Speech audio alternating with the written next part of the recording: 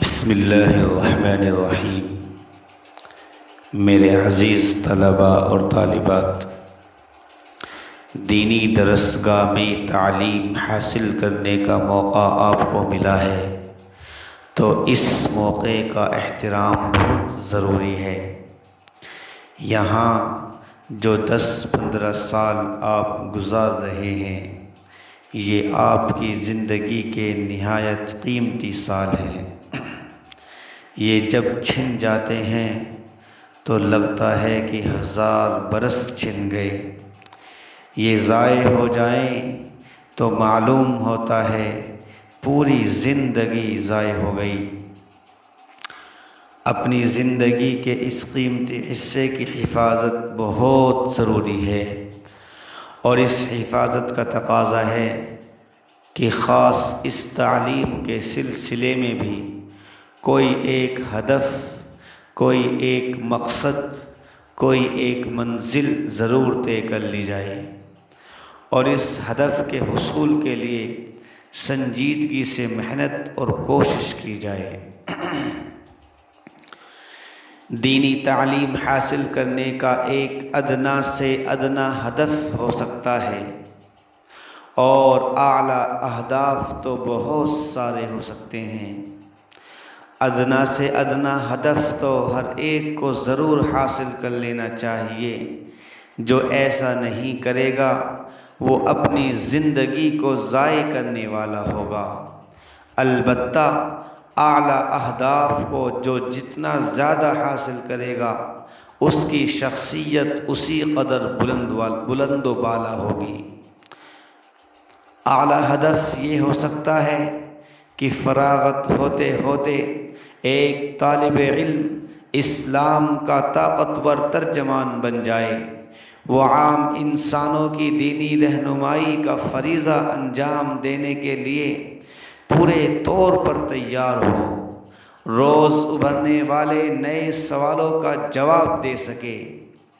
روزگار کا پیشہ کچھ بھی ہو، لیکن زندگی کا مشن دین حق کی طاقتور ترجمانی اور زندگی کے ہر شعبے میں دینی رہنمائی ہو، اور اس کے لیے وہ تیار ہو چکا ہو۔ اعلیٰ ہدف یہ بھی ہو سکتا ہے کہ وہ عوام الناس کی اصلاح کا کام کرے گا، اور اعلیٰ ہدف یہ بھی ہو سکتا ہے کہ وہ ان جماعتوں اور اداروں کی اصلاح کرے گا جو مختلف میدانوں میں امت کی اصلاح و ترقی کے لیے قائم کیے گئے تھے۔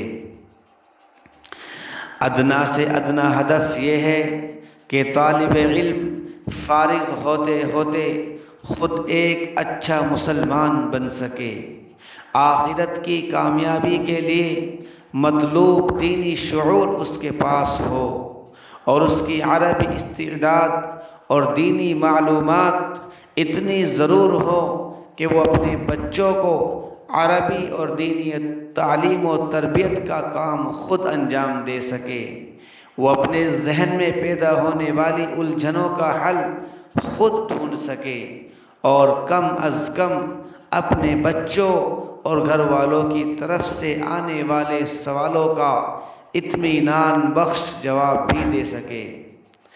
دوسرے لفظوں میں اعلیٰ ہدف یہ ہو سکتا ہے کہ وہ قرآن مجید کو قرآن مجید کی زبان میں سمجھ کر لوگوں کو ان کی زبان میں سمجھا سکے۔ ادنیٰ سے ادنیٰ ہدف یہ ہو سکتا ہے کہ وہ خود قرآن مجید کو قرآن مجید کی زبان میں سمجھ سکے۔